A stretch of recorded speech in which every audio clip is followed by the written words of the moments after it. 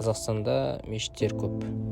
Небір алпауыт мешіттері бар, Орта Азиядағы ең үлкені бар, мәрмәрі бар. Ол мешіттер кімнің қаражатына салынып жатыр десек, халықтың қаражаты дейді, болмаса бір бай бағландардың қаражаты дейді. Жақсы.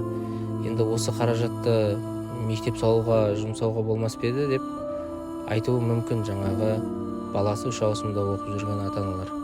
Бірақ соның осындай айтылған видеоның комментарийіне өтсек, мұсылмандар айтады, біз мешіт саламыз, мектепті атеисттер салсын. Немесе атеисттер өздерің жиналып бір мектеп соқпадыңдар ма? Енді менде сұрақ.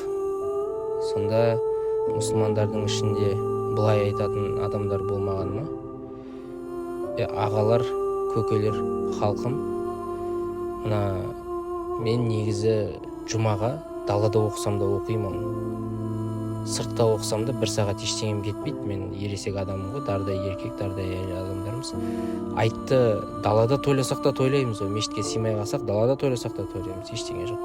Бірақ мына қаражатты, мына мен балам 5 күн баратын, ертең болашағым болатын мектепке жұмсағандарыңыз дұрыс еді ғой. Мына атеисттер де дұрыс айтады негізі.